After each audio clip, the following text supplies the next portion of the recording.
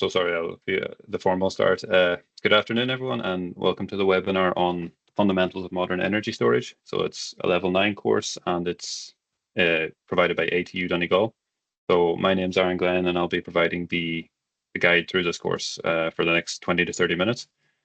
So in it, I hope to show you how crucial energy storage is today, evolving energy landscape, the structure, the content of the course, and the hands-on experiences that you can expect.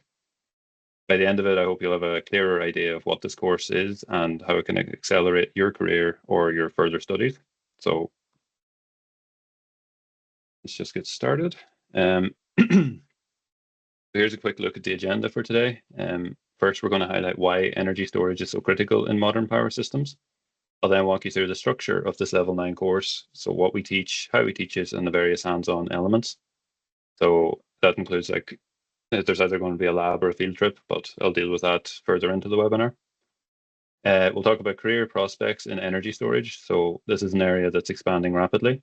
And then finally, we'll wrap up with a Q&A session to address your questions and discuss any steps if you're interested in applying. So why is energy storage so important right now? Around the globe, we see a rapid rise in renewable energy. So that's wind, solar, geothermal, and other sources. And they're all key to decarbonizing our grid, but they also introduce variability. So things like the sun isn't always shining, especially here in Ireland, and the wind isn't always blowing. So storage is the method that helps smooth us out that variability. It's about matching supply to demand. Governments are also pushing decarbonisation targets. So we're aiming for net zero emissions by 2050, if not sooner. And storage is vital to meet these goals. Additionally, things like sector coupling, so linking electricity with heat, transport, and industry, makes storage even more crucial. So, for instance, storing surplus wind power as heat or hydrogen can power cars, buses, industrial processes, and therefore storage is bridging a lot of the different sectors. Energy storage landscape. So the energy storage landscape is surprisingly diverse. Mechanical storage includes pumped hydro. So a good example of that is Turlock Hill here in Ireland. It's down in Wicklow. We've CAES, which is compressed air energy storage, and we even have gravity-based solutions. So they work on the conversion of potential energy to kinetic energy. We also have thermal solutions like sensible heat, which would you typically see in hot water tanks, or latent heat, which would be phase change materials. And they're good for heating or cooling buildings in particular, and they are also involved in concentrated solar power plants. In terms of chemical storage, we're going to look at batteries in all of their forms. So we have lithium ion, we have lead acid, and we have flow. We'll also deal with hydrogen. So hydrogen represents a fast-growing segment. It's critical for the electric vehicle revolution, and it's also useful for seasonal storage. Finally, there's also electromagnetic solutions, so supercapacitors or SMES. So SMES is superconducting magnetic energy storage, and these devices excel at delivering quick bursts of power. So each type suits different applications. There's grid scale, there's home and commercial setups, and then there's industrial processes. This also includes transport as well. So you can kind of see that the overall landscape includes almost everything you can think of. So why study a level 9 course specifically on energy storage? Well, first is the advanced knowledge. So you won't just learn the basic theories, you'll also learn how to evaluate efficiencies, costs, and real deployment challenges. We're looking at incorporating field trip. So it's either a lab or a field trip. I'll deal with that further into the slides, but the idea here is that you'll get to see mechanical, thermal, or chemical storage in action. The course is very, very much industry relevant. So employers such as the utilities, the consultancy firms, energy firms, they're all scouting for engineers or scientists who will be able to design or analyze storage projects and help them see through to implementation. Top of that, the Ireland and the EU have ambitious decarbonisation agendas. So we're aiming for, say, 80% renewable electricity by 2030 or net zero by 2050. And storage is the missing puzzle piece here. So specialized skills in renewable energy storage is very, very much in demand right now. So that's very good in terms of the job market. In terms of the course structure, it's a one semester module worth 5 ECTS credits. We'll meet online every Tuesday evening from 6:30 to 8:30 p.m. And that's for a combined lecture and tutorial. So in this case, the lecture gives you the core theory. So say, for example, week one is pumped hydro. Following tutorial, which is the second hour from 7:30 to 8 p.m., will incorporate Python. So the idea is that the lecture gives you the fundamental theory and the tutorial is to work through the calculations or equations using Python. I'll talk about Python a little bit more later on.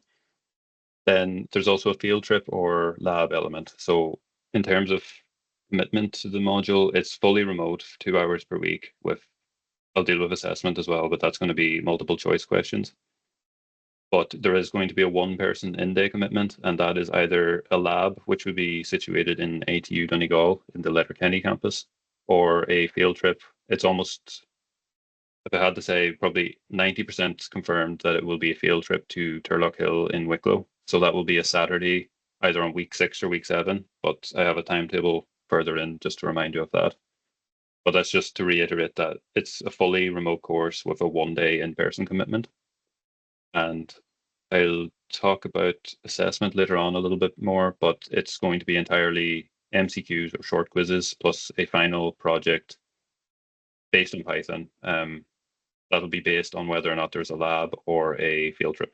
But as I say, it's 90% a field trip, and therefore it's almost certainly going to be a small project on Python towards the end of the year.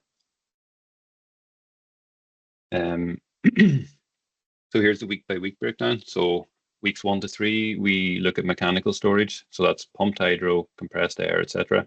And we'll gradually introduce Python so that you can handle the calculations.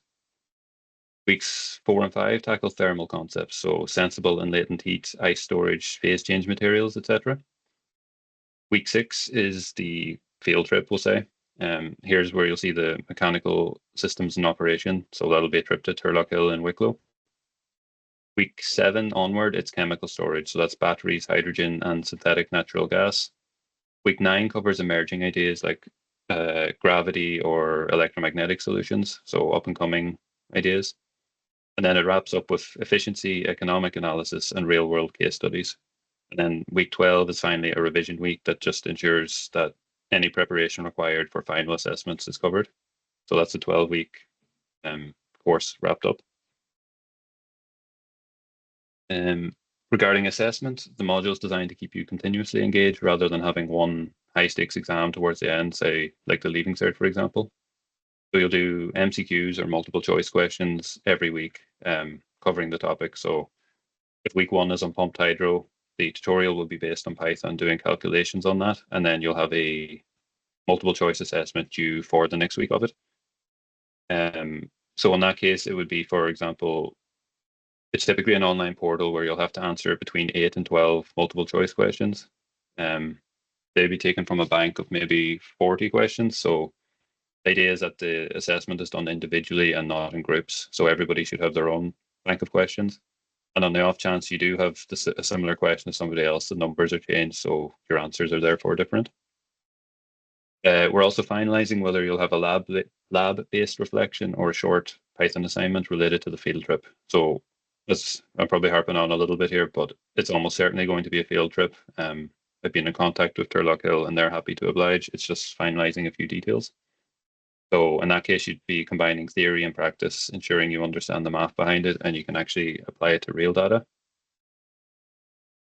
I think, yes, in terms of Python integration, so why Python?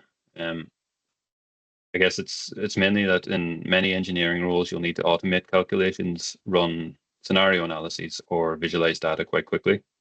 So Python's a great tool for this. There's going to be no installation required. It's a fully browser-hosted application called Google Colaboratory. And you don't need any prior knowledge at all. You're not expected to come in with any form of computer science or degree of that nature. So we'll be starting with the basics. So introducing variables, loops, plotting. You won't be expected to have any prior knowledge essentially.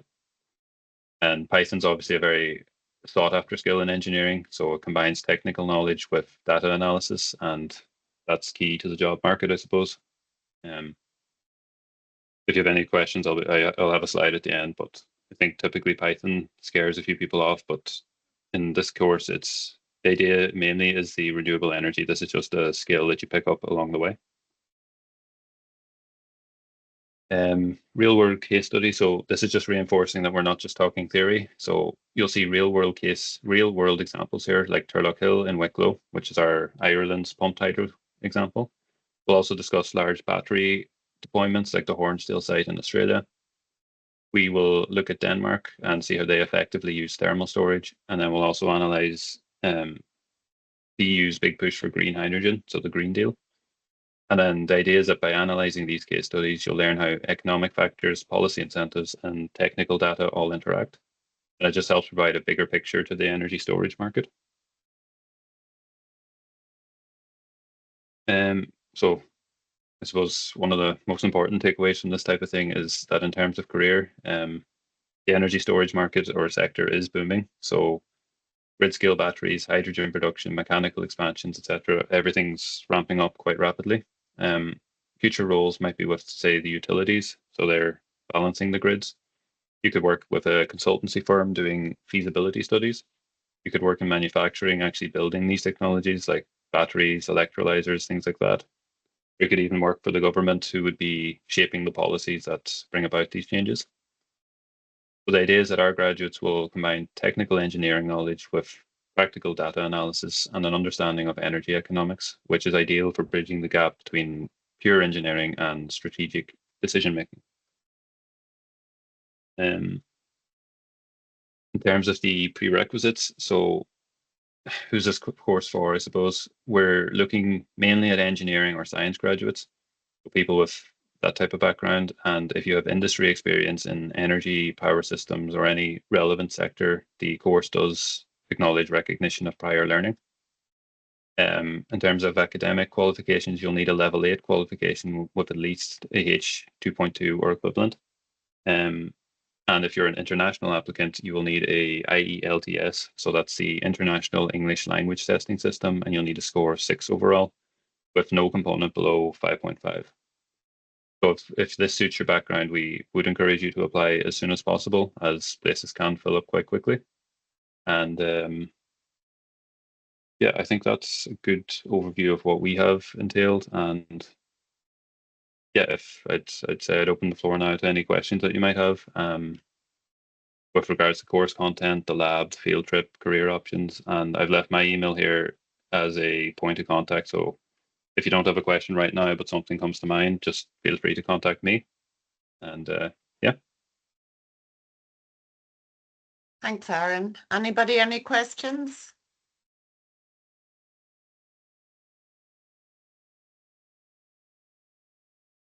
Oh, that was really comprehensive. Thanks, Aaron.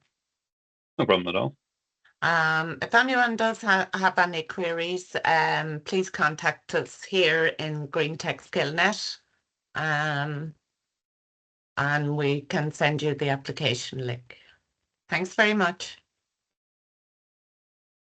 Brilliant. Yeah, thanks very much. Yeah. Is there a limited number of spaces, or is there a limited number of spaces? There is. We have 15 spaces. All right. Okay. And we have most of them filled. Okay. All right. All right. Okay, So sounds like an interesting course. So thanks very much. all right. Thank you. Bye all. Okay. Bye bye. Great, guys. Thank you.